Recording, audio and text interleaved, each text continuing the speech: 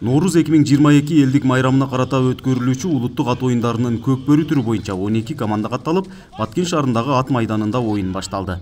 Командалар Ош шаары жана Баткен, Ош, Жалал Абад облустарынан келип күч сынашууда. Ноорuz 2022 элдик майрамына карата Баткен облусунун Баткен шаарында спорттун улуттук түрлөрү боюнча көкбөрү, эреңиш, салбурун жана кыргыз улуттук классикалык күрөшү пландаштырылган. Кече күнү 16 күнү мандаттык комиссия болуп, ал жерде баягы чүчү кулак тартылып, командалар аныкталып, бүгүнкү күнү 17 мартта оюн башталды, эртең мененки саат 10дон баштап. Азыр оюн кызуу жүрүп атат.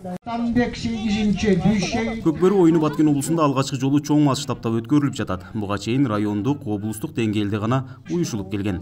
Акыркы учурларда улуттук ат оюндарынын бул түрүнө карата шарттар эми гана түзүлүп, оюнчулардын кызыгуусу арта баштаганын Баткен облустук көкбөрү федерациясынын президенти билдирди. Буга чейин бизде область чемпионаттары болуп жүрдү. 2018ден бери оюндар өткөрүп келатабыз, биз келгенден бери. Район чемпионаттар, тайгазандар, ипподромдор эми курулуп атат. Могу чоң турнир эми болуп атат. Бул президенттин эмилгеси менен Баткенде. Ош, Жалал Абад, Ош шаары болуп, Баткен 4 3 область, 1 шаардан келди командалар. 12 команда.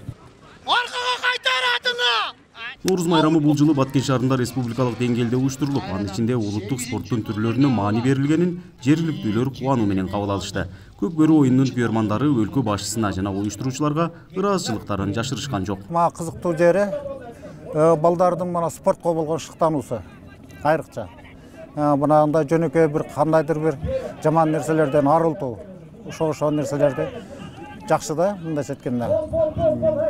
Ошол мен калоом ушу Көкбөрү федерациясына дагы бир жолу эмемди айтам, рахматымды. Оюнчуларга жакшы ийгиликтер каалайм. Көкбөрү боюнча бир да мындай оюн болбочу дебизде. Мына ушу 5 президент болду, 5 тең. Мына ушу битти дагы мындай улуттук оюндар болгон жок. Быйыл мына президентибиз Садыр Жапаровго өтө ыраазыбыз. Мына Көкбөрү уюштуруп берип атат Баткенге. Мына стадиондорубузду оңдоп койду, жол боюнча карап атат.